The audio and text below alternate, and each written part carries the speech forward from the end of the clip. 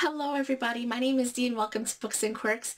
Today I wanted to give a little bit of a wrap up and some small reviews of just a few books that I finished recently in December. So yeah, let me just get started. I won't speak much about these books because I think they're pretty self-explanatory, but I'll give you my opinions nonetheless. Because I really haven't mentioned them other than in my Friday reads. So let me just get started. So the first book that I read was the December pick for the Read Around the World book club that Mel hosts for Mel's Bookland Adventures.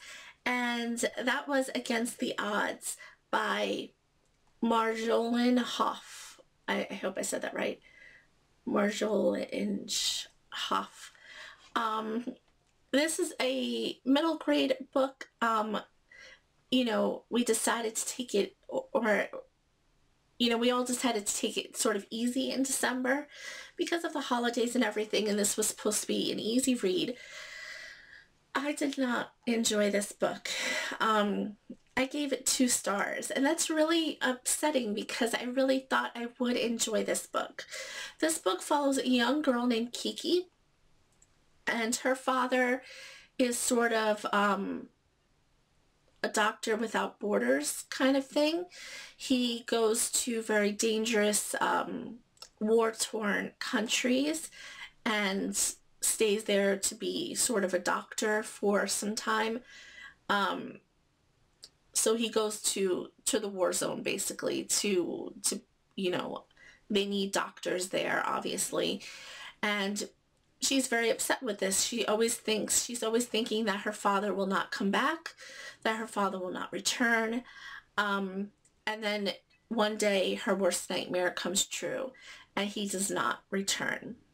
This book, based on that premise alone, this book could have been so good, could have taught so much to, people that, whether their fathers are doctors like Kiki's father, or whether their father is deployed somewhere. But this book did none of that. So I found Kiki to be very unlikable, but I also found problems with the way her mother kind of handled things. It just seemed like instead of talking to her daughter about it, and her daughter was obviously upset and, doing things that you shouldn't really be doing, she sort of just kind of brushed it aside and just wanted to be distracted. So they did different projects and things.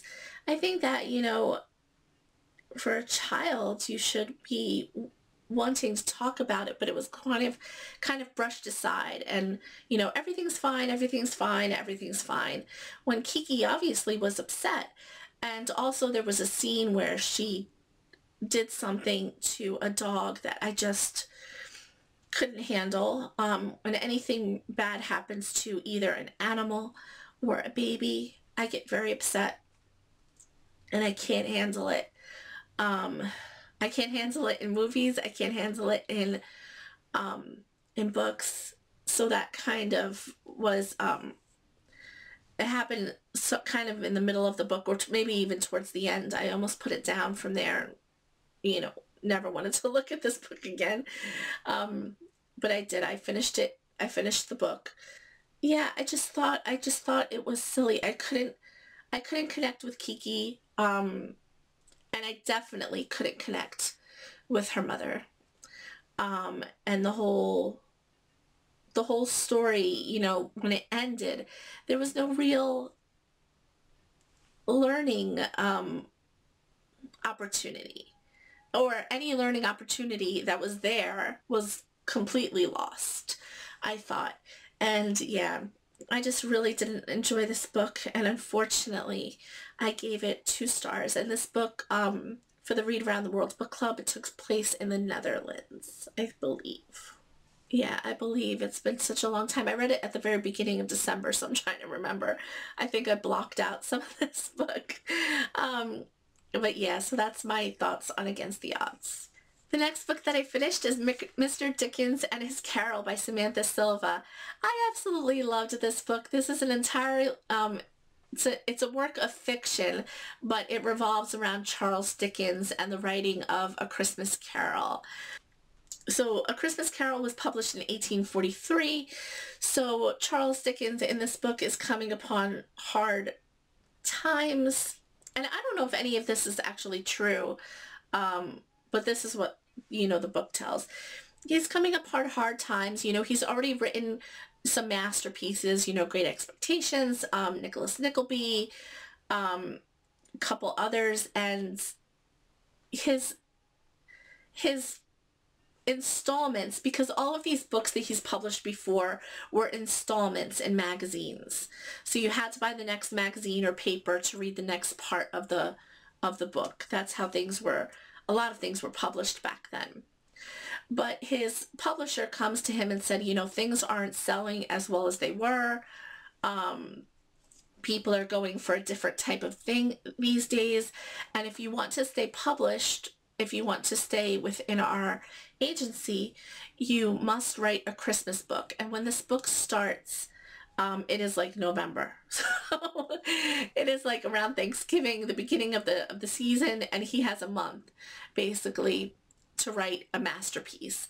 And they said, it doesn't have to be a very long book. It could be sort of a novella, a short book, maybe, a little over 100 pages. So don't stress about writing a big book, but it must have, kind of warm themes and Christmas type themes.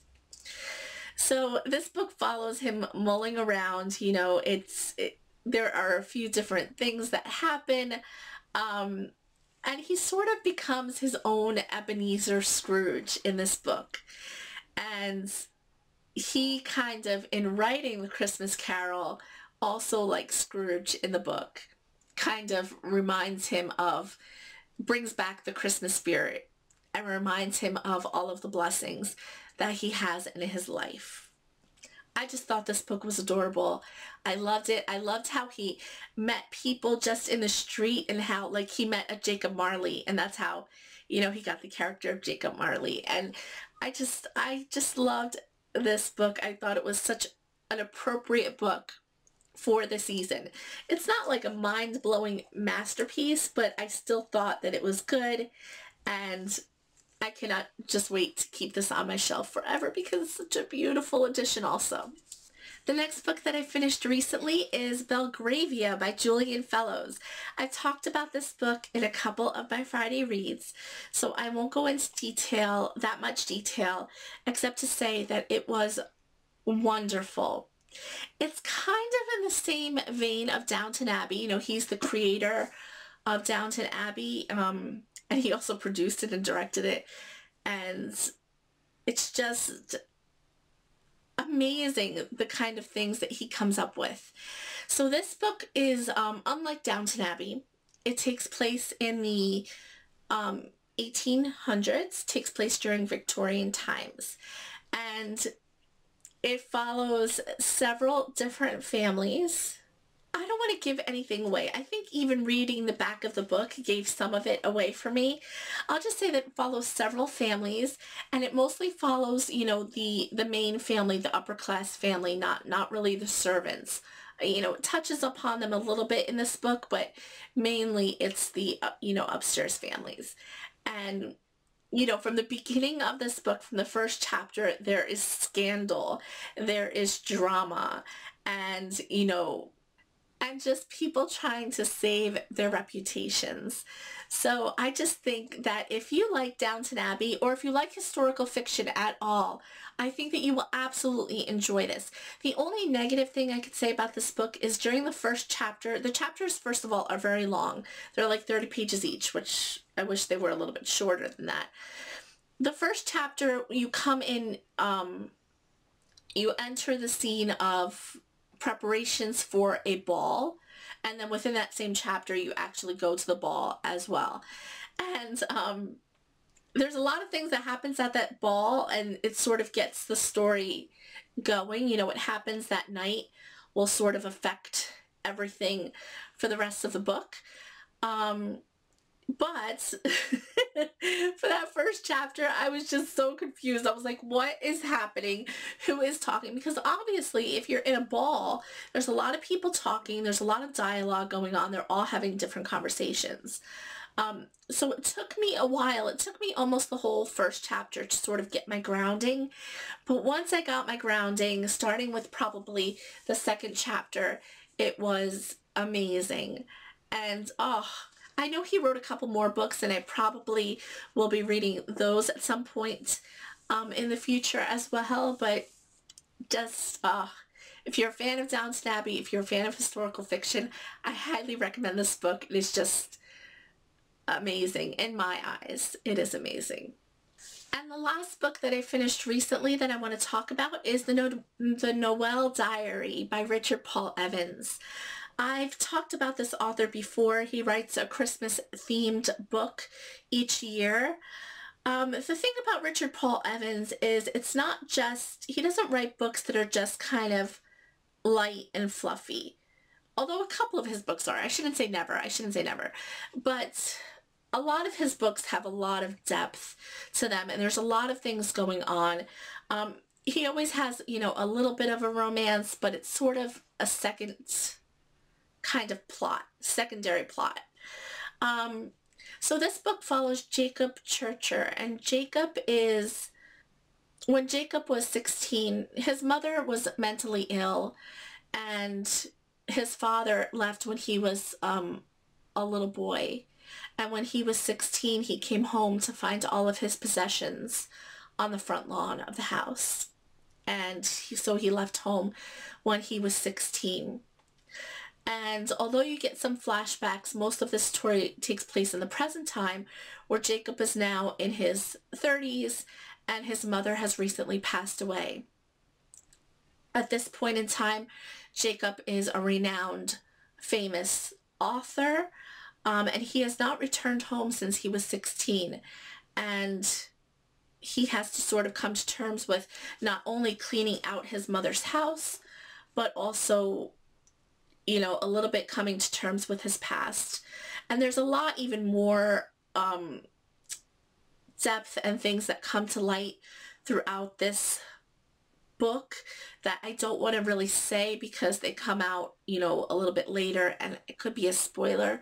I just highly recommend this book. If you want a good read, Christmas themed, but, you know, a book that has a lot of depth to it, I would definitely recommend this. You know, it is heartbreaking, but it's also heartwarming.